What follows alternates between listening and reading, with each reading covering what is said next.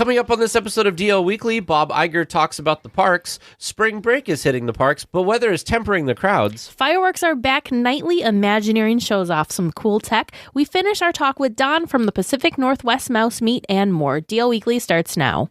Well, hello there. Welcome to our unbirthday party. For your safety, please be sure to stay listening with your hands, arms, feet, and ears inside the podcast. And please, do give Tag and Teresa easier trivia questions.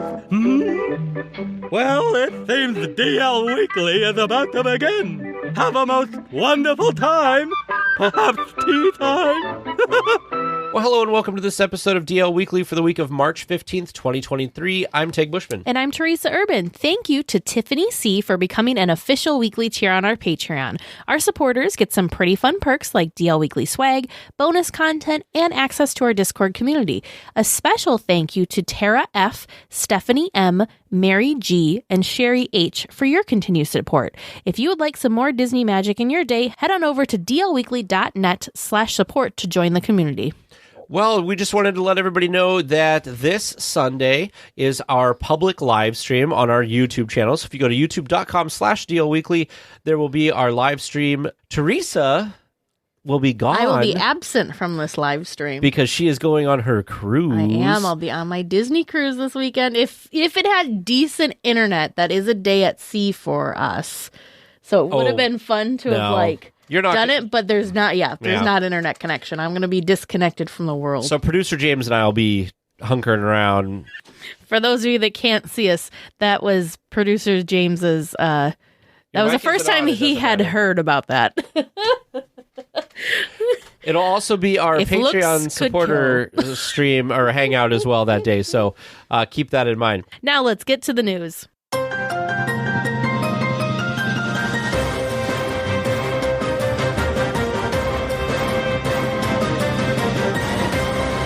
Bob Iger talked about the company and the parks during a question and answer session at the Morgan Stanley Technology, Media, and Telecom Conference this past week. He emphasized that reducing crowds in the parks was important to improving the guest experience.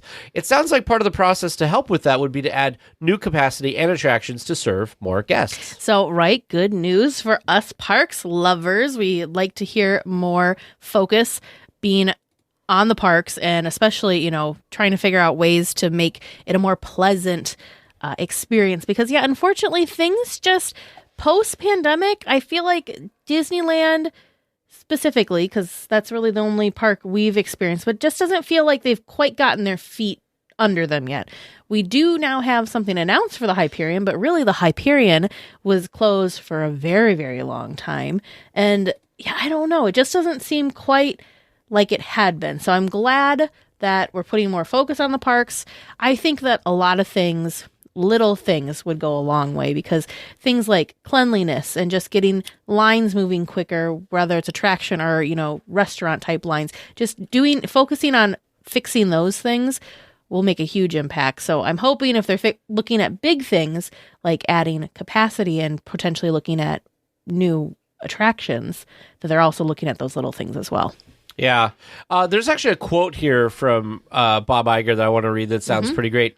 I've always believed that Disney was a brand that needed to be accessible, and I think that in our zeal to grow profits, we may have been a little too aggressive about some of our pricing.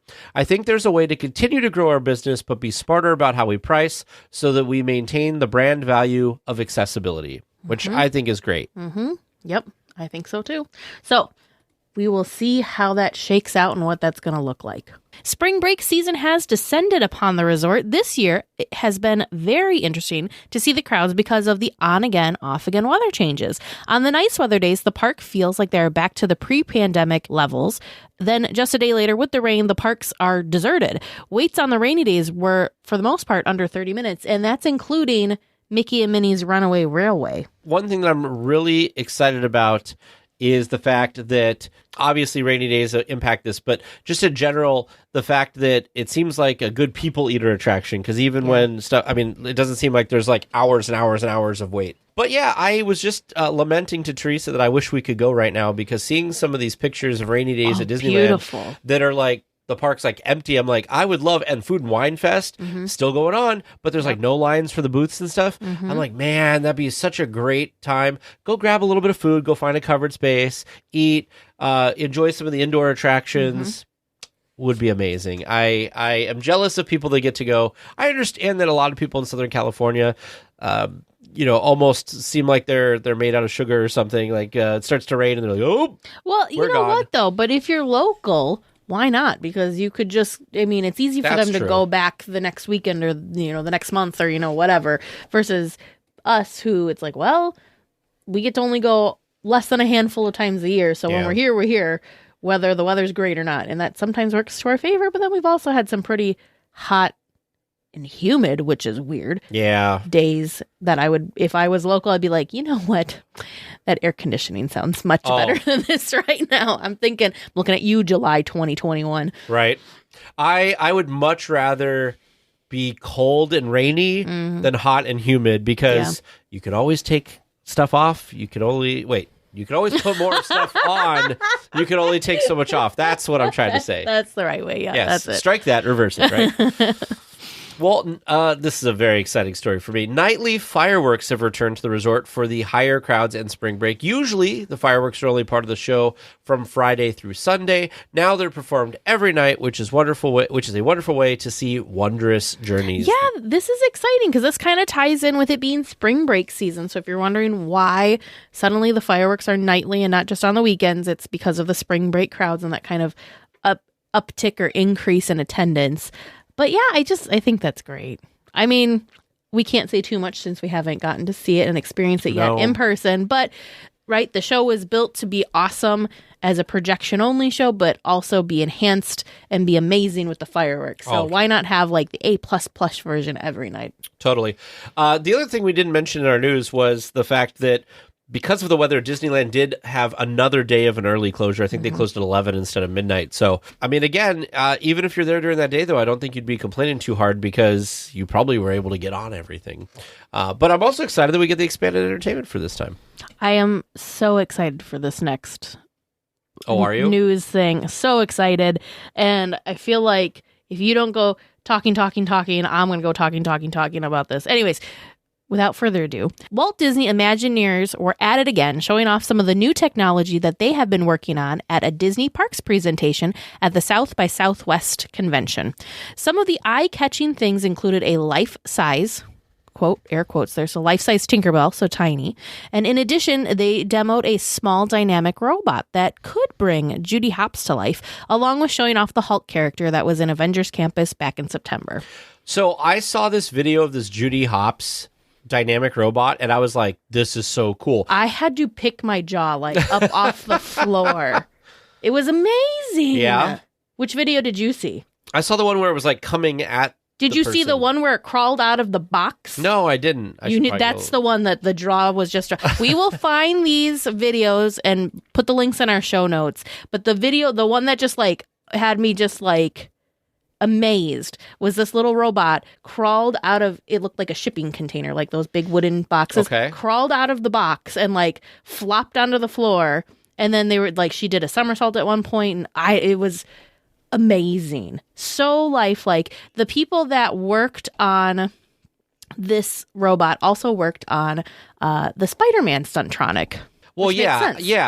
Definitely. The other thing I thought was really interesting with this is if you look at the face and the arms, I know this is kind of off topic. I just got loaned a 3D printer. They're 3D printing a lot of this stuff, which is really cool. Remember, we were noticing that at the expo. I think it was with the Hulk arms. The Hulk arms or the exoskeleton. I can't remember what the actual term is. It's not Hulk arms, but yeah.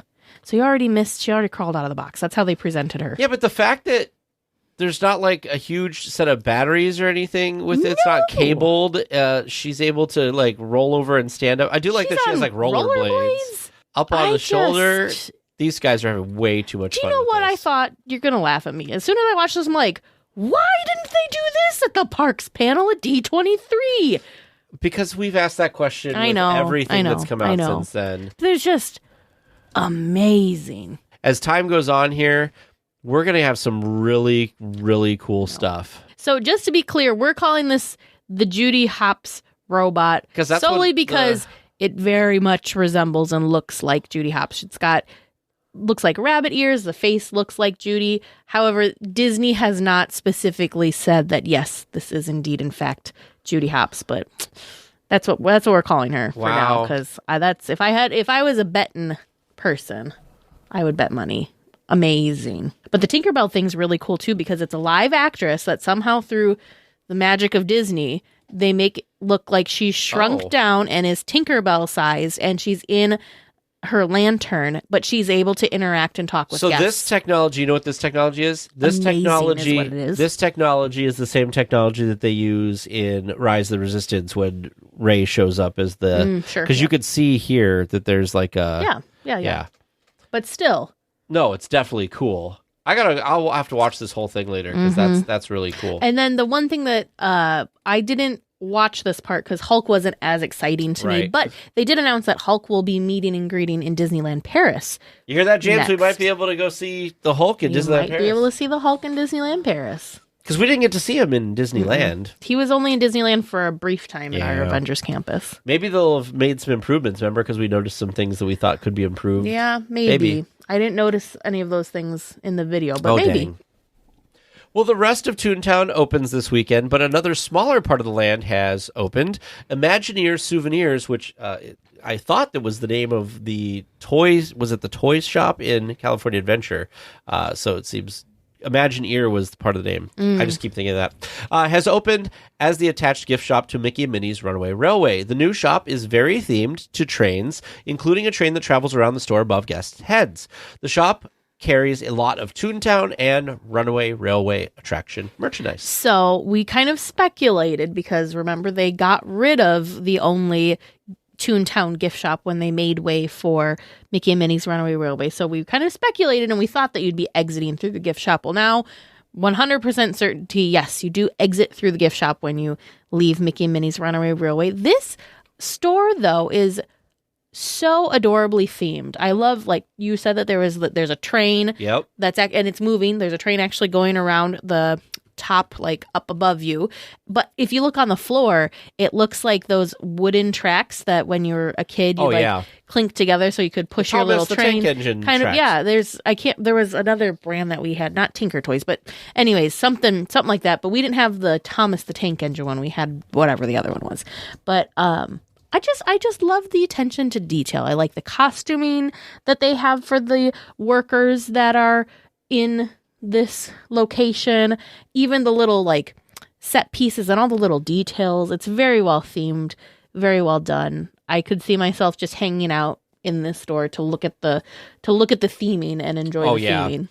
Yeah, they did a really great job. Really enjoy what this kind of looks like. It looks like, I don't know, I just kind of like all of it. It's very fun and playful. The lighting is really great.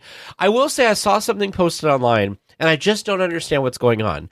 So, when Mickey and Minnie's Runaway Railway opened, there was a couple news stories of like things in the queue getting like damaged by guests. Well, there was already like some stuff getting peeled off the walls in this one. I'm like, what is wrong with people? Yeah, it's one of those things that I wonder, did these things always happen and people are just now choosing to, like, is this just things we're reporting on now but have always been happening, or is this something new and people haven't been? I feel like this is going to sound bad, but I feel like things like this have been happening and just maybe don't always get reported on. Remember the sporks? Moment of silence for the sporks in Galaxy's Edge. People stealing the sporks. We had these really cool sporks in Galaxy's Edge at Docking Bay 7. However, they grew legs, and now we no longer have sporks in Galaxy's Edge. So it just makes me sad that things like this. I mean, it's open to the public. You've got tons and tons and tons and tons and tons of people going through. So something is bound to happen, but it still just makes me sad. It is sad. I don't know. I just feel like there's a rash of this stuff. And it's like, people, be nice to the new land. Just enjoy the space. Well, St. Patrick's Day is this Friday, and of course, Disneyland has some treats to help celebrate. Guests can pick up some shamrock-shaped Rice Krispie treats, green stuff at the Red Rose Tavern, a cupcake and a donut at the Craftsman Grill over at the Grand Californian Hotel, and a cocktail at the Hearthstone Lounge through March 19th. Downtown Disney also has an assortment of options for the holiday. So, any type of excuse for Disneyland to put out yummy treats and variety of things, they're going to do that now. Stuff like the green stuff, which is the gray stuff in green. But if I were there, that's at the top of my list. Like if I was going to be at the green stuff. Yep, if I was going to be at the parks this weekend, that would be the St. Patty's Day treat that I would want to try. The green stuff, if you're wondering why it's any different than the gray stuff, is mint white chocolate mousse, chocolate cake, mint chocolate chips, and chocolate cookie crumbs on a shortbread cookie. Doesn't that sound yummy? I guess. Your qualm with the gray stuff currently I just want the gray stuff. The raspberry that's in the middle. I just want the gray stuff. I don't want all the accoutrements. I just need the gray stuff. But it's okay if it's on a cookie, because then you're not looking off the plate. That's fine. Yeah, so this donut looks cute. The Mickey they're very cute. Yes. Donut thing looks cute. The cupcake looks cute. There's some macarons and some ice cream and stuff. A churro. What is this churro? California churro is a shamrock churro rolled in cookies and cream crumbs, drizzled with green mint icing and sprinkled with gold and green edible glitter. Well, that last term just turned it off to me because I hate glitter. I'm like super allergic to glitter. Salt and Straw has pots of golden rainbows, which is hand-sorted rainbow marshmallows tossed into cereal milk ice cream. Ooh. So it's like Lucky Charms, but more sugar. Well, there you go. Because that's what you need is more sugar. Oh, yes.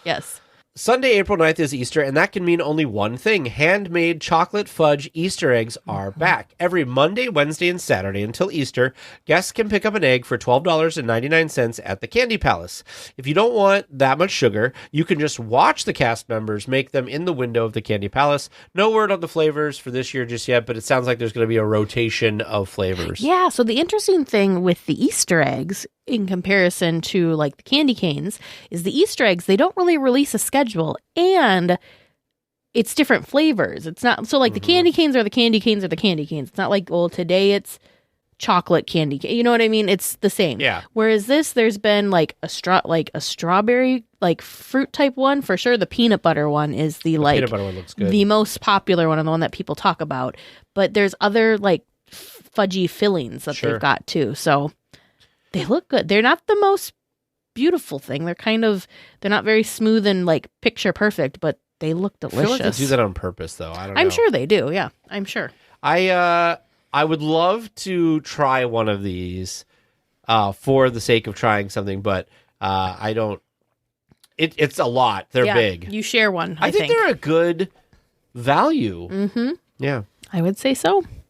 Well, Minnie has once again returned to welcome guests to Disneyland. The Mickey Floral has been replaced by the Minnie Floral for International Women's Day, which was on March 8th. We expect Minnie to stay in place for at least a few weeks, I would guess through the end of the month. Yeah, if not longer. Because isn't March also like women's something month? Yeah, it is. I'm glad that this came back. I'm glad that this will it sounds like it's going to start being a tradition to change out the floral. This is the second year that they've done that, and I think it's really great. I think it's so cute too, and really Minnie's bow is such a great pop of spring colors as well. It's perfect. Yeah, I think so. Well, we talk about synergy between Disney brands that used to happen a lot in the parks, and there is some that have come back recently. Now through April 30th at Disneyland and Walt Disney World, a special Hulu-inspired Coca-Cola Freestyle flavor will be available. The new flavor is called Hulu Fanta Surprise. It helps to celebrate the 15th anniversary of the streaming service. I'm intrigued. Yes, me too. And I was going to say, I feel like a crazy person because I would try this. I 100% would try this. So according to the description, it's a green drink that combines sweet lime and ginger. That's interesting. Yum. I would definitely try this. Yeah. Yeah, I think it looks interesting. I do like Fanta. Mm-hmm. I like orange Fanta specifically, but I think it'd be kind of interesting. It's going to be at the freestyle machines only, so you can get that at like Pim Test Kitchen. Where in Disneyland has a freestyle machine? I think does Rancho have a freestyle, or do they? No, they just have fountains. Yeah, the one at Adventures Campus, which is at the Pim Test Kitchen. There's one. It just says Disneyland Resort. That's not very helpful. I bet you that's the Disney one. Smoke Jumpers, which you were talking about. There's one at the Grand California at the Craftsman Grill, and apparently that's it. And then there's one over at the Disneyland Hotel at the Tonga Terrace, and there's one at the Disneyland somewhere at the Disneyland Hotel. And then there's one across the street over at the Pizza Press. But they won't have the Hulu drink at the Pizza Press. So I wonder where this one that just says Disneyland Resort is. Probably, it looks like it's somewhere on Main Street, perhaps.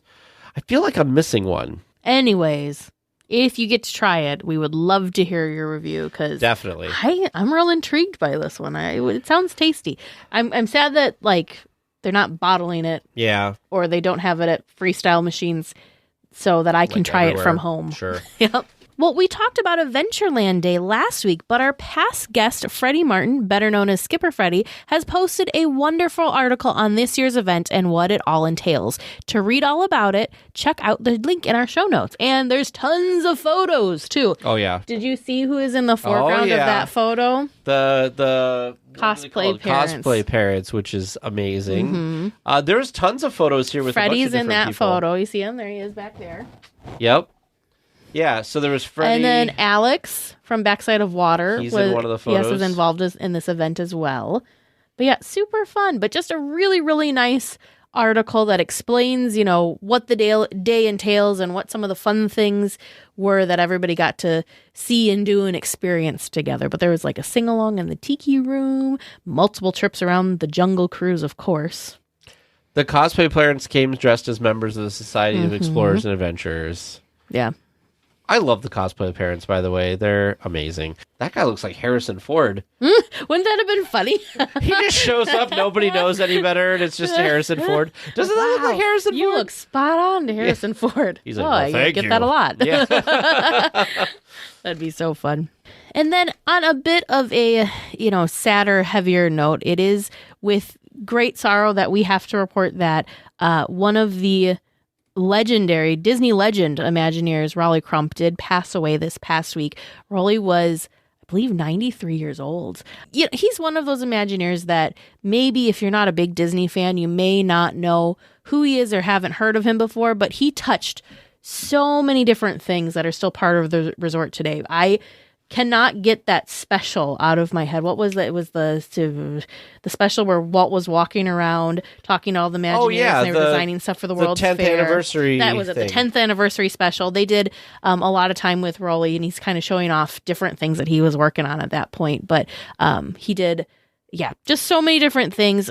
We will be doing a deep dive to kind of look more at his amazing career with the company and his life. So stay tuned. We don't have a date set for that, but he is definitely on the list of amazing Imagineers that we need to learn more about and share their story. By the way, if you've seen him in any interviews of anything, he has a sense of humor that was great, and kind of just like what's the word that I'm looking for here? It's kind of like a whimsical. Yeah, but I'm saying like his sense of humor is kind of like, I'm trying to think of the word, like dry. No, I don't know what you're looking for. I don't know what I'm looking for either. There's a word, but man, I've never seen this photo before. What is the mustache and goatee thing he's got going on? Style, here? Man, it is style. But yeah, the tiki room, that's another big one that a lot of people don't realize. He taught himself to sculpt. He wanted to make, so basically the tiki gardens in front of the tiki room, all of the different gods there, Rolly, who had no experience, had to teach himself how to sculpt, and he created those characters. And so it's just amazing. And then he did for the World's Fair, he did the wind kind of sculpture thing that was out front, which is amazing. I don't know. He just he's such an interesting guy. Like we didn't talk about him for some reason like a ton in general, because we talk about things like we talk about Marty Sklar, we talk about people like that, and we don't really talk about Rolly that much. There was just so many amazing people at that time that just had so many different things that they put, that they did and put in. So yeah, 100%. We're gonna at some point do a deep dive on Rolly. His book, It's Kind of a Cute Story, is like one of the top things on my list right now. I have so many Disney books that I have on my virtual list as well as like my stack physical list. Are you taking books with you for your cruise? I am taking books with me on my cruise. I am because there are just so many amazing books out there, and then there's just more and more and more. Yes, that's the other thing too. He was in behind the attraction. Yeah. You're gonna laugh at me. So I was packing to leave to go to a wedding this weekend, and I moved a pile of clothes that was kind of sitting next to my bed, and I was like, "Oh, here's 2 Disney books that I need to read." It's the Imagineering story book. Oh yeah. And it was Walt's Disneyland, which I had started to read and really enjoyed. but I had put stuff on top and forgotten about it, and now I'm like, oh man, I got to get back to these books. So maybe when I am going on my Europe trip, I will take this and get lots of reading done on the plane or something, because it needs to be done. One of these days, I want to just spend a lot of time on Main Street and really like take in all of the different windows and like really pay attention to all of the fun and history and amazing names that are on display and kind of memorialized. You know what we need to do? You're going to tell me we probably already did this way back in the podcast history, because I think we did. But I'd really like to go land by land again and talk about things, because we did that forever ago before Galaxy's Edge and stuff. We did. So I think it'd be really cool to talk about some things on Main Street, like if we did a Main Street episode, like the windows, because we can get a list and all of that. So that could be really cool. Because we did that like way back. That was a long. That was first 50 episodes kind of thing. Yeah. Well, if you guys want us to do that, let us know. Feedback at DLWeekly.net. Your attention, please. DL Weekly Trivia is now leaving for a grand circle tour of the Magic Kingdom, with stops at New Orleans Square, Mickey's Toontown, and Tomorrowland. All weekly tiers for... Hello and welcome to Trivia Land. You made it. Hi, how are you? Depends on the questions. After last week, I figured you needed a little bit of reprieve. Maybe. So that and so much more. Yeah, so maybe I think I'm going a little easier on you. But only time will tell, right? I guess we'll find out. Yeah, so Disneyland opened July 17, 1955. Bing, point. Okay, next. Ooh, so close. Walt Disney was the one who created it. Bing, point, next. Oh, boy. Actually, Jingles was the second answer I was looking for. Oh! Jingles created Disneyland. We all know the truth. Stunning turn of events. Walt Disney got the idea from Jingles. The ultimate trivia question. All right. Lord. Let's get on to the real questions. Question number 1. What replaced Adventures Through Inner Space? Ooh. And you can have some bonus bragging rights if you can tell me what attraction that Adventures Through Inner Space replaced. Oh, boy. Oh, it was... No. So, Star Tours is the answer Star you're looking Tours. for. I'm trying to think what Adventures Through Inner Space... it was a walk through something. It wasn't Mission to Mars Nope, that or was in the Mission to back. the Moon. That was where the Pizza Planet is. It's It was not the Wasn't Monsanto it- House of the Future. no, but it was Monsanto. Wasn't it Monsanto or something? I thought it was too, but I don't remember what it was called. It was the Monsanto Hall of Science or something like that. Ooh, that might be right. Yeah, it was something It was like a walkthrough thing. Yeah. I remember that. Yeah. Walkthrough and more educational. It was not the Bathroom of the Future. It was Monsanto's Hall of, I think, Science. Bathroom of the Future. What a missed opportunity. Well, the House of the Future had a bathroom. Mm-hmm. In the Oh, future, of course. But I'm just saying, standalone attraction. Missed opportunity. We'll do Lord. Hall of Science, yeah. Hall of Science? Okay. All right, moving on. Our second question. Where in Star Tours the adventures continue, can guests see a nod to Adventures Through Inner Space? Oh, the Adventures Oh, continue. in That's the a harder queue. one. Is it? Yeah, because Rex is in the queue. Is Rex part of that? I thought Rex was also repurposed from the what was the thing? Rex was created to Rex was the pilot for the original Star Tours, and then they replaced Rex with C-3PO. Okay. To be clear, I'm looking for a nod to Adventures Through Inner Space, not the original yeah. Star Tours. Yeah. Because I was going to say, because I was thinking about the robot that's in the queue that is right when you go to get your glasses, and he was the body of one of the bird things. Yeah, from that was America Sings. America Sings. Thank you. That's what I was trying to think of. Yep. So So we've got two nods to attractions that are not See, the correct now- attraction. now- So many great nods. James, I thought that in the original Star Tours there was a nod to Adventures to Inner Space, because in the space thing, wasn't there like a snowflake that went along with, because you basically went into a snowflake in the thing? I thought there was a snowflake floating off in the distance. Maybe. I'd have But that's to not what look you're looking further for. into that. No, I'm looking for In the Adventures Star Tours, Continue. The Adventures Continue. I don't know. I don't know either. It's a tough one. I'm sure it's not the song. I thought he was going easy on us this week, Teresa. I had to give you at least one tough one. So, number 3, the attraction, designed to simulate humans shrinking to a smaller size than an atom, again, clarifying adventures through inner space, has patrons walk through one end of the Monsanto Mighty Microscope before boarding what vehicles? The Atommobile. Good job, Tag. Atommobile. Teresa, was that a confident one, or are you hooking onto his Well, I automobile? started. I was like, and he's like, Atommobile. Well, because I think that was actually the first use of the Omnimover That was the system. first. Yes, that was the pre-Doom buggy. Yeah. Which is funny because I feel like a lot of people think that it's the Haunted Mansion was the first one. Mm-hmm. Yeah. Yeah. Question number 4. What does a candied apple have to do with the attraction? Oh, it's how they described how the Omnimover was going to move. Because he had it on the stick and was like saying it should move like this to be able to turn the guests. Yeah, for it to Did they have? Okay, maybe they weren't true candied apples, but like they didn't have it in the model. I don't think so. I think it was just they were trying Used to it as a figure out. prop. I think they were trying to figure out how to do it, and he was eating a candy apple and was like, "Wait a minute," because it seems like that type of stuff happens all the time. Omnimover. Yeah. And if that's right, what a perfect happenstance of you starting to talk about the Omnimover and then talk about the candied apple that inspired the Omnimover. What do you listeners at home think? Are they on the right track? Did they earn bragging rights early on? Well, we'll have to wait until after our discussion topic to find out. Well, this week for our discussion topic, we are continuing our talk with Don from the Pacific Northwest Mouse Meet. Enjoy. Is there a highlight from all the years that you've done the Pacific Northwest Mouse Meet? Is there a certain story you have, or an event, or a speaker, or a story you heard, or anything that's kind of up there? I won't say the best because I don't want to put you on the spot to try to pick the best of something. Like a core memory. Yeah, but is there a specific thing that kind of sticks out to you, or one of a collection of things that you think of when you reflect on all the mouse meets you've done? Gosh, that is just such a question. I mean, we got time. You could tell a few stories.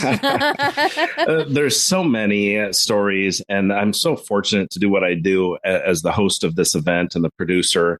And, I've just met so many incredible people. You listed some of them, Tony Baxter and Bob Gurr and Marty Sklar and Kevin Rafferty and, Bill Rogers, the voice of Disneyland, and on and on. And I'm fortunate in that I get to know these people, and some of them I build relationships with and we have friendships. Like I was just in LA last week and saw Bill and Cammie for dinner, and we're friends. We're good friends, and they're mentors for me because I'm a voice actor as well. Oh. And so they've been mentoring me on that. And, meeting and having someone like Marty Sklar, a Disney legend, and he passed a few years ago, and I was so sad. Such a close connection to Walt Disney, but he came up 3 different times because he loves Disney fans so much and he knows how important they are. And he was so instrumental in so many things within Disney. And I mean, he wrote speeches for Walt Disney, right? Yeah. He was head of Imagineering for 35 years, etc. And this guy spent time with me, and he would call me the night before a mouse meet and just say, "Hey, break a leg tomorrow. Have a great day." And I'm like, oh my gosh, I can't even believe this. And, these people are in my house, and in Marty's book, he wrote a page on the Pacific Northwest Mouse Meet and the salmon I make every year for my, it's a special recipe salmon, Pacific Northwest salmon, for all my guest speakers. And he wrote about it in his book. I mean, and just the memories that I get to share with these people, I could tell you 100 different stories. But one of the best things is my team. I have a group, Pacific Northwest Mouse Meet team members that have been with me for a number of years, and they dedicate a lot of time to this, just like I do. And they are spectacular. And I share this journey with them in producing magical moments for all these Disney fans that attend our events. And I couldn't do this without them. And each one of them is extremely special and a very, very close friend of mine, because in part because we're friends, but in part because of what we do together to create this magic for so many people each year.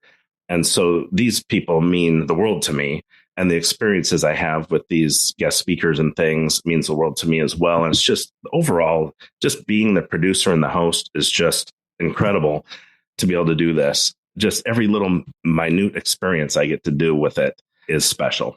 I don't know if that answers your question very well, because I didn't really go into detail on anything, but That's overall, okay. it's just No, incredible. it does. It just sounds like you have just a plethora of kind of like pinch me moments and kind of like, wow, Absolutely.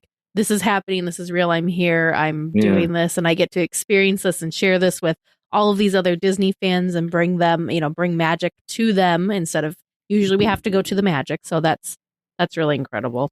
Kind of along that lines, probably it may be another difficult question, but can you share with us if you could have anybody come and be a guest for the Mouse Meet? We'll say they could be living or they could already be passed. Who would you want to Walt come Disney. to the Mouse Meet? Oh, 100%. Yeah. Okay. Teresa, I already know other the than Walt. answer. As soon as I said living or not. Yeah, as soon as you said not. Could then you I knew. imagine? Yeah, that would, yeah. Really every year it's different because right before COVID, 2019, I had Joe Rohde, and I wanted to get him for years. And it was very difficult. Disney wouldn't let me talk to him. And then, through some recommendations from others, some phone calls, it ended up happening. And so like Joe Rohde is like the pinnacle, right? Marty Sklar was a pinnacle before that, and on and on. And so every year it's a little different. So it's a hard question to answer because it changes too, right? Sure. So we're just honored to be able to bring anyone up each year, because they're always, one thing I've found is these folks that work at Disney in animation or Imagineering or being the voice of, say, Mickey Mouse, it's such an honor to them. And it is so important to them to be respectful to the character or to the park or the ride or attraction or the film. And the stories that come out of what they have to say, each and every one of them has been spectacular.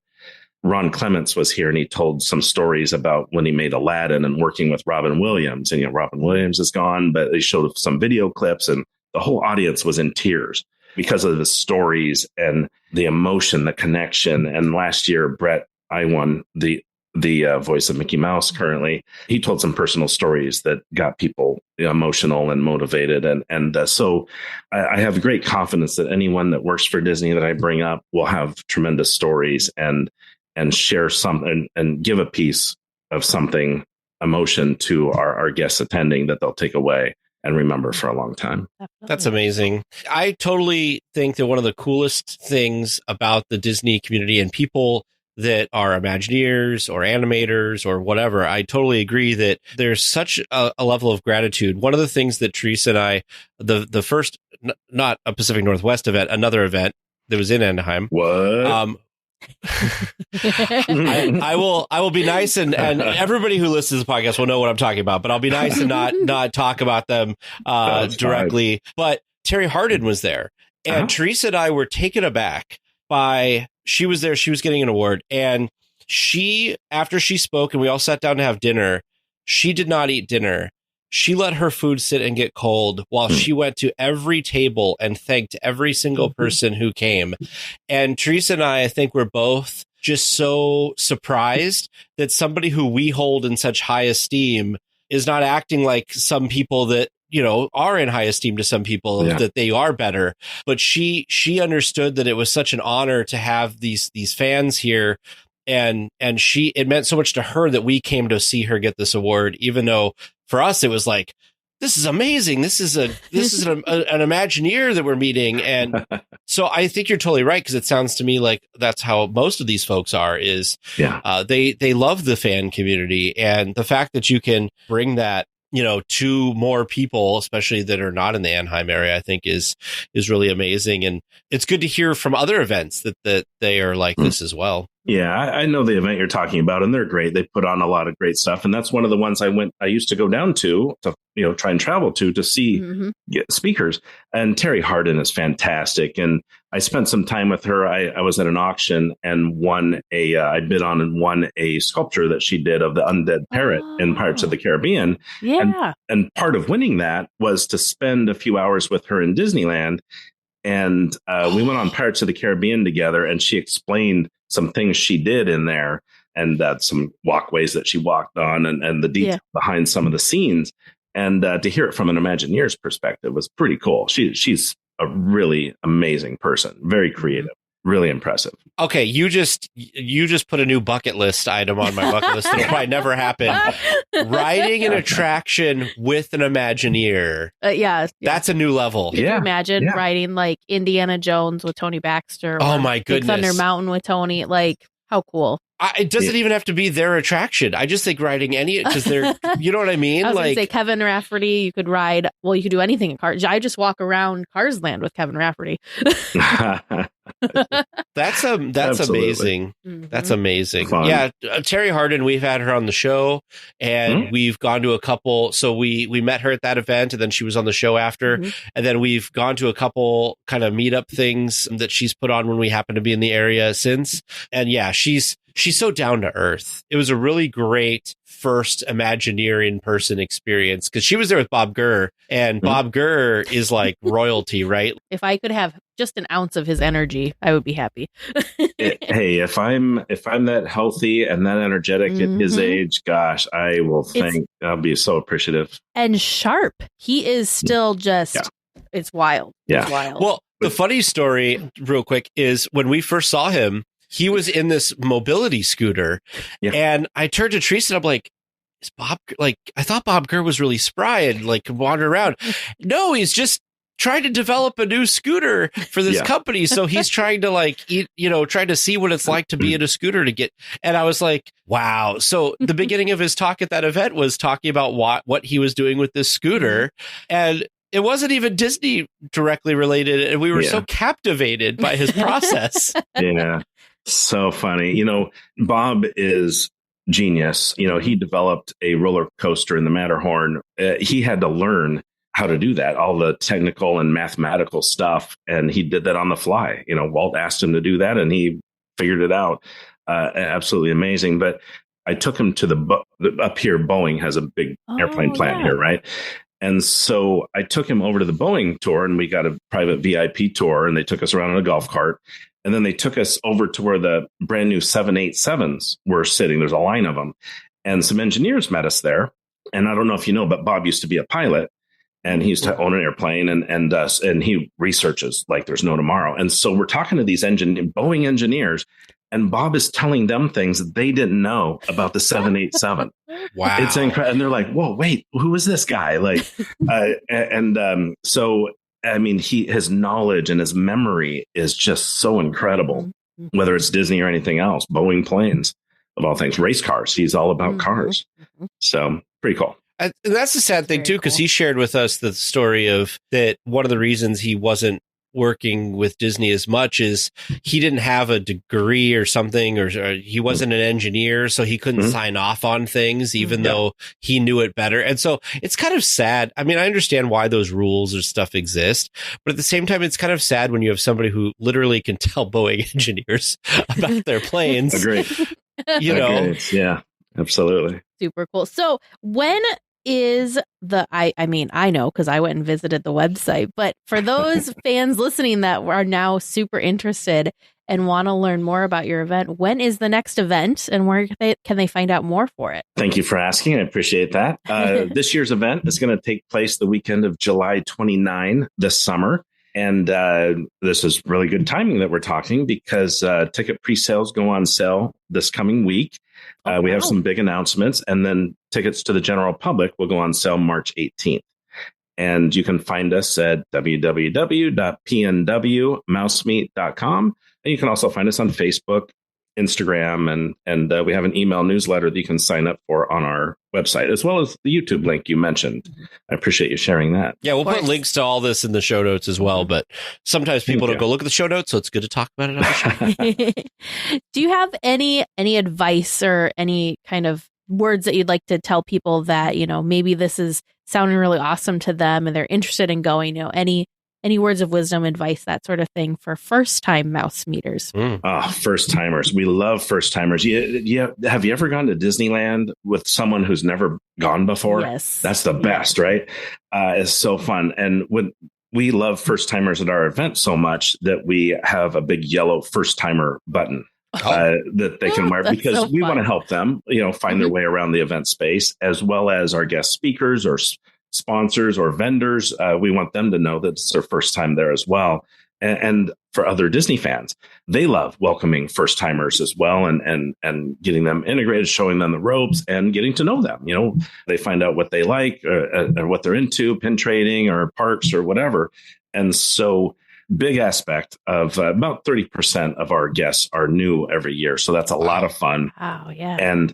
And it's just if they decide to come, it is just a day of magic and fun, and we make it theatrical, and the stories you'll hear from our guest speakers are going to be second to none.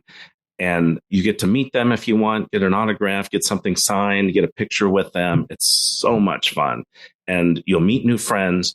You'll have a fantastic time, and you'll hopefully want to come back the next year. We hear that, we get emails about that every year, which is such an honor. It's so humbling and amazing that people would be so excited to want to come back immediately. So give us a try. Come on out. But tickets will go fast once they're on sale. So I say it's limited to 500, right? Yes, correct. So here's a fun question for you. And I don't know if you know the answer, but I'm sure that you have at least an idea maybe. So I know you're the Pacific Northwest Mouse Meet, but of the people that have come, where's the person, as far as you know, that was from the furthest away? A guest that attended, you mean? Yeah. West Virginia. Oh, wow. Okay. Yeah, West Virginia. We've had Utah, Minnesota. Our neck of the woods. Yay. Yeah, absolutely. Montana, Arizona, California, Texas. So, but yeah, West Virginia would be the furthest away. Actually, I take that back. 1 year, probably 5 years ago, we had someone come from Japan. Wow. That's incredible. Yeah, that was pretty cool. Wow. I was almost expecting you to say like Australia, because there's something, it seems like there's a lot of tourists from Australia that like Disney things, and they like Disneyland and that kind of area. So I wouldn't have been shocked if you said Australia. Yeah, we do have a lot of followers from Australia, but no one's attended yet. Not yet. Yeah. They're still looking for the first one. That's right. A listener right here. Can you say again what dates are the pre-sales and the tickets and all that stuff again? I cannot repeat that. No, I'm kidding. You need to rewind and re-listen. I know. The event takes place the weekend of July 29th this summer, and then pre-sales happening later this week. And what pre-sale is for people who attended previous years. They'll get an email link to tickets first, and then it'll go to social media and our email newsletter. People who follow us there, that'll be another pre-sale wave. And then general public tickets will go on sale March 18th. I just want to make sure that we get this posted in our show before the 18th. Oh, right. Because I want to make sure that people have an opportunity, if they hear it, that they don't hear about it and then go to buy it and it's all sold out. Got it. So I kind of want to backtrack with the question, Don. I know, an event like this, you can't even probably count the number of hours and stuff, but can you kind of give us a little sneak peek or a little taste behind the scenes as to what it is to put on an event of this size? Yes, of course, there's the fun things like getting to contact folks like Bob Gurr and ask them to be a part of the event, but what else kind of goes into creating this? 43,822 hours a month. Not that you've counted. Obviously a labor of love. There's a lot of work year round. I mentioned my amazing team earlier, and we get together every month or so and plan and talk. And we're always talking on our private Facebook group or an email or a Zoom call, and just trying to make sure that we're planning along the way. And I was just at a meeting earlier today with my tech guy to work on some lighting and some other things. And so it's always throughout the year. And then we'll, like this time of year, we'll start ramping up and building a couple of photo ops. We'll start working on details for the theming or different things that happen. And we're always working on getting items for our charity raffle baskets and things like that. So there's just so many moving parts, and all of our team does different things. And then I handle, the big stuff. And it's just so much fun throughout the year because we know it's leading up to that weekend, and it's going to be so fun. And we're going to send people home with so many amazing memories. And so it's so amazing for us to do each year. And we're just excited, invigorated, and thrilled to be able to do this again, especially after we had to take 2 years off. Yeah. Now, of course, the big mouse meet, like there's the one big event every year. Do you have smaller meetups or anything like that people get together? Maybe not with Imagineers and everything, but kind of get together and just enjoy Disney together? Yeah, that's a great question. So before COVID, we used to do a lot more. We had a lot going on. I did smaller events where I'd bring up authors, Dave Bossert and different authors, to smaller events where it'd hold maybe 100, 150 guests in a smaller theater here in the area. And then I also have done events at the Walt Disney Family Museum. I've done events, meetups at Disneyland during D23 Expo. I've done a couple different cruises, Pacific Northwest Mouse Meet event cruises, where we had, 50 to 100 people go with us on a cruise. But that all kind of came to a halt during that time, which was really too bad. And we're starting to try and get back into that and do that, start to set those things up again. But we wanted to get our main event up and running again before we delved into those other things. But yeah, we've done so many things. We did a couple of history tours through Disneyland. I don't know if we could do that anymore because they've gotten so tight on things, but we had a lot of fun with that. That would be a cool event. That sounds really fun. That sounds really fun. Yeah. Back to the big event, the Mouse Meet. You said that there's like vendors and, other things to do outside of just listening to the presenters. About how many different, roughly, I'm sure you don't have, maybe you have exact numbers, but about how many different like booths and other things are kind of going on? Yeah, excellent question. It depends. Every year, everything's so spread out, you almost have to see it to understand it. But there's probably 30 or 40 different booths off the top of my head of vendors, and they make things. They have very old things that they are reselling, paper goods, posters, collectibles. And it's just a variety of things, artists painting things and authors there with their books. And it's just such a variety of things and things to do. We have offered in the past to paint a cell, an animation cell. And we offer up the cell with an outline, and you get to paint it and take it home, and pin trading and lots of things. So there's just such a variety. It's just such a full day of things to do, activities, plus the guest speakers throughout the day. You were just like selling me on this. The fact that, when I'm in Europe, you're going to go to this, aren't you? I'm going. So, come on. Teresa, the train set my goes calendar there to remind myself when the tickets go on sale so I can be right there. You go. Sounds there you amazing. Go. We'd love to see you. But I was going to kind of change gears and go back to the beginning. So you kind of got into Disney because of the history of it and, your connection with what Walt was doing and all that. So what are some, this is kind of left field, but I'm curious, what are some of your favorite Disney books that have to do with the history of Walt, or what are some of your favorite resources if folks are interested in learning more about Walt? Oh, yeah. So things like the Nickel Tour, the Disneyland Story, Michael Brogie's Railroad book is one of the best out there. Talks about Walt's Backyard Railroad. Great history, great stories within that book. Those are the ones I would recommend right out of the gate. Beautiful, beautiful books, lots of photography and lots of great detailed stories. Michael Brogie, his father was Roger Brogie, the very first Imagineer that worked for Walt, and he helped him build that Backyard Railroad. And so Michael got to ride that Backyard Railroad as a kid. And on Sunday, after everyone was gone and everyone had ridden the train all day, Walt would take Michael into his barn or into his house and make him an ice cream sundae. And they would have ice cream sundaes together. So he has all these great stories that he shares throughout the book, the personal stories with Walt and his dad and his family and their family. So I highly recommend that book, The Railroading Story. And that's cool because that's something different because we're so used to hearing about Walt as in the creative behind Disney, the company, and Disneyland. Not so much Walt, the father, or Walt, the friend, the friend of my dad kind of different thing. That's really cool. Yeah, I agree. And if you go to the Walt Disney Family Museum, that was obviously started by his daughter, Diane Disney Miller. And you see a lot more personal stories there of him as a family man and a father and how he was there too. So it's very special. That museum is amazing. It's okay. It is absolutely amazing. Man, even so that railroad book, I'm just looking it up here because I love the railroad and this sounds great. Man, it is out of print. So it is. Of course it pricey. is. Yeah, you can find it on the secondary market, but it's not going to be cheap, but it's well worth it. It's such an amazing story. It looks like it's going to be a great book. The cover looks amazing. I know you don't judge a book by its cover, but the cover looks really amazing. Take my recommendation. It's spectacular. There you go. Maybe we need to buy it for the podcast library, Teresa. Oh, yeah, the There you podcast library. There you go. We could both use it. Don, is there anything that we did not talk about that you would like to kind of bring up or address or talk about? No, you guys asked some amazing questions. I had to really think fast on some of these. You did really, really well. The books one, you really caught me off guard. I had to think fast. I want to say, Teresa, that was an amazing question. You said it, and I was like, and he started answering it. I didn't want to like talk over him, and I was like, that is a wonderful question.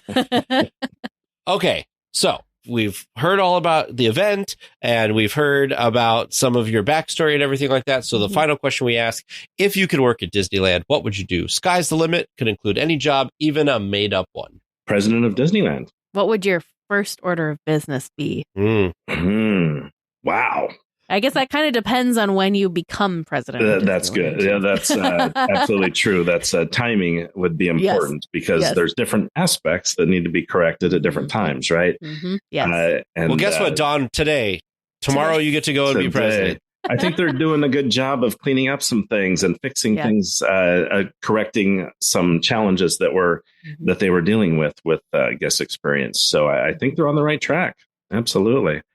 But, to be the president of Disneyland and run the operation and walk around and see the cast members and see the guest faces every day, that would be pretty spectacular.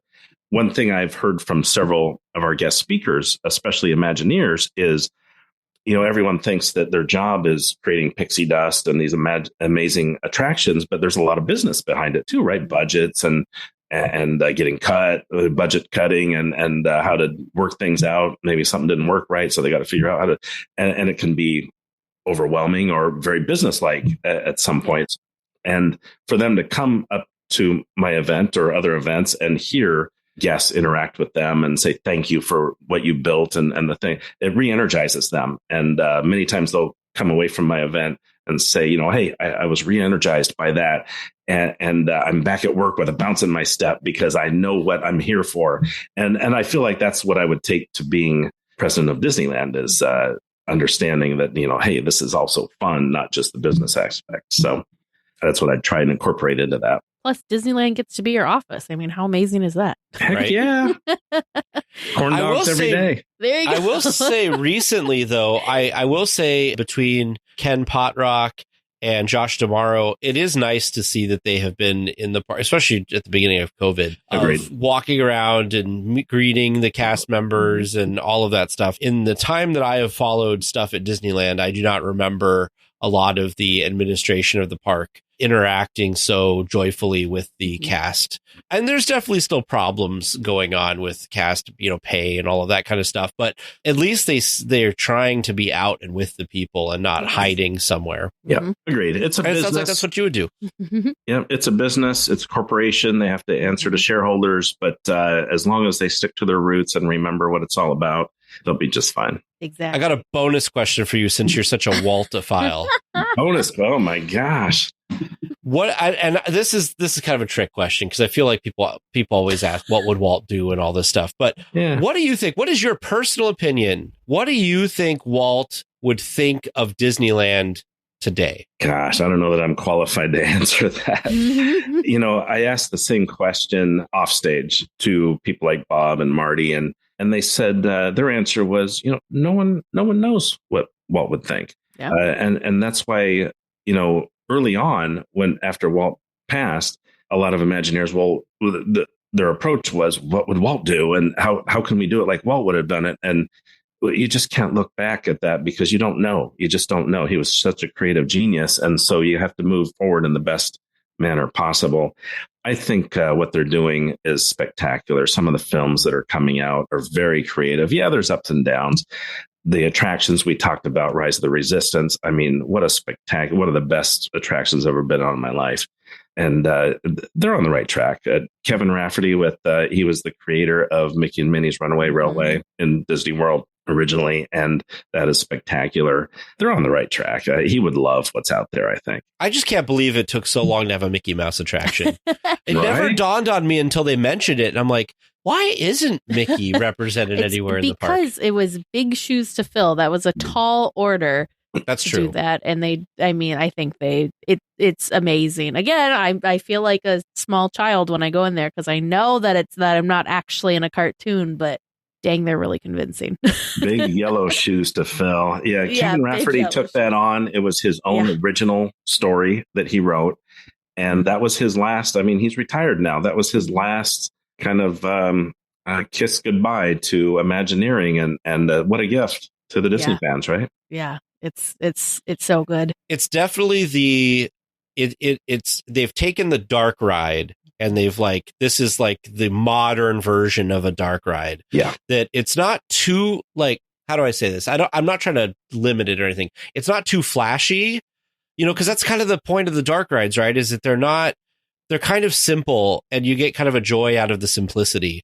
And I feel like Mickey Minnie's Runaway Railway is very complex, but it feels simple. Mm-hmm. And where you go into Rise of the Resistance and it feels very complex. You are on 3 different ride vehicles and different scenarios and stuff. And Mickey and Minnie is just kind of it's like a modern dark ride. And I really like it. I'm so glad that Disneyland got a copy of it because Toontown needed something to revitalize it. And I think this is exactly what will do that because so many people for so long just, kind of avoided Toontown. So I'm glad that I want all of Disneyland to shine. You made a very good point there. You asked me earlier, what would Walt think today? And you take his dark ride from 1955 of Snow White or Pinocchio or Mr. Toad, and then you go fast forward to now with Mickey and Minnie's Runaway Railway. I think he'd walk through that and take a ride on that and think, wow, this is fantastic. This is exactly what I hoped for. I can't wait to go on it again. It's been too long since we've gone. But I think we're planning a trip in a couple months. So that's one of the first things I want to do. Don't go there. Good. Come to the Pacific Northwest Mouse Meet. I'll do both. Why not do Teresa both? Wants to do both. Teresa wants to do both. I think she would convince me to go, and it wouldn't take much to convince me to go to the Mouse Meet. But I'm in Europe during that time, unfortunately. I'm checking out. I'll be checking out. Actually, the funny thing is, it's the Mouse Meet's right around my birthday, so that would be an extra special thing. But no, the beginning of July, I'll be in Disneyland Paris, which I've been to one other time, and I'm really looking forward to going there again. And they've also done, since last time I was there, they've done a lot of work to bring the standard of everything up there, and I'm really looking forward to that because when I was there in 2012, it was still partially owned by somebody else, and it wasn't 100% Disney like I was hoping it would be. But I think that they've really brought that up to another level, and I'm excited for that. So, but I can't do this Mouse Meet, but for next year, you do it always during the summer? Yeah, it's usually in July. See, there you go. Boom, done. I don't teach in the summer, so we're good. Awesome. I love it. Well, Don, thank you so much for coming on and chatting with us today and telling us more about the Pacific Northwest Mouse Meet. We are both very excited, and I think it's just really incredible what you're doing and what you continue to do for the Disney community, specifically the Pacific Northwest Disney community. Thank you so much. It's such an honor to be on with you both. Your show is fantastic. I love it. And I really appreciate the opportunity to chat with you both for a little while. Now, just to remind our guests, where can they find you online? PNW Mousemeet.com. Perfect. And of course, we'll have a link in the show notes for everyone. Tickets go on sale soon, so make sure you're there. If you want to be one of the few folks, especially to our Pacific Northwest group of people that follow us, there are quite a few. It'd be really easy and in your own backyard. If you haven't gone already, you may have already gone. Thank you. I appreciate it. Looks like we're coming in for a landing, gang. But please stay listening until trivia comes to a stop. And then you can walk to the nearest exit. Thanks for listening to the 8th wonder of the world, DLWeekly. Welcome back to Trivia Land. What a fun discussion. How are you two feeling now that we're back here? I don't know. Now that we've been unshrunk from our journey through inner space. Good one. I should have thought of that, Teresa. I'm jealous. Let's get on with it, and we can see how you two did. So our first question this week, what replaced Adventures Through Inner Space? And bonus bragging rights if you can tell me the attraction that was there before it. The correct answer is Star Tours, right on the money. And the attraction that it replaced Oh, you were so close that I'm going to give you the bragging rights. It's the Monsanto Hall of Chemistry. Oh. I didn't think science sounded quite right, but Exactly like you described it. A hands-on museum-like attraction teaching guests about chemistry. Chemistry. So you could have drawn me a picture and you would have had it just right. There So we go. that's why I say I think you've earned those bragging rights. Question number 2 was, where in Star Tours The Adventures Continue can guests see a nod to adventures through inner space? This one's tricky because it's not a physical prop. Today in Star Tours, guests can look for the mighty microscope as their star speeder exits a tunnel in the Death Star. Oh. Yeah. Interesting. Small little nod to it right there. I feel like how is anybody ever going to see that? That's the beauty of an Easter egg. Hidden in plain sight. Sure. Exactly. I mean, you got to know to look for it. Otherwise, it probably just looks like part of the Death Star. Mm-hmm. So. Our third question, the attraction, designed to simulate humans shrinking to the size smaller than an atom, has patrons walk through one end of the mighty microscope before boarding what vehicle? You knew this one right away. The Atomobile. Correct. Woohoo! And our last one, what do candied apples have to do with the attraction? Well, you were already there before I even asked. Picked up by Bob Gurr in a conversation with John Hench, the Imagineers felt inspired to the Omnimover system, which was used for the first time in this attraction. Exactly like Teresa said, not the Doom Buggies. Boom. So We didn't do too bad. You two considering. knew your stuff this week. Yeah. You got the others right with flying colors. Woo-hoo. Maybe you'll continue it next week, and maybe we it'll don't be... get to say that very often. No. But maybe next week, thanks to some listener questions, you'll have another good week. Or maybe a tough week. Well, Teresa won't be here next week, but Good luck, Teg. oh goodness. The look he just shot over at you, oh no. Yes, the power We're is gonna take a mine. trivia hiatus. Are you gonna do trivia while we're in Europe? Yeah. Oh. So- I can't really not. It's 6 weeks or 7 episodes or something. Well, it's a lot. That's a lot of missing trivia. It's like how could you go to the park without, in your case, seeing Indiana Jones or Teresa getting coffee? It's just part of the experience. Cold brew, James, not coffee. Cold brew Sorry. or a Dole Whip. Yeah, I didn't get a Dole Whip essentials. last trip though. Remember they That's didn't. true. They were closed early, and I was very sad about it. We'll leave it up to you, and whatever you inspire from us, send us your trivia questions. Our email is trivia@dlweekly.net. Well, Teg will be back next week with more Disneyland news and information. I mean, it's the royal we. The podcast will be back next week. Until then, go out and enjoy the parks. Please remain seated until the podcast comes to a complete stop and the doors have opened. Then collect your belongings, watch your head, and step carefully from the episode. On behalf of all of our crew, thanks for traveling with us. And we hope you have a happy and memorable visit here at DL Weekly.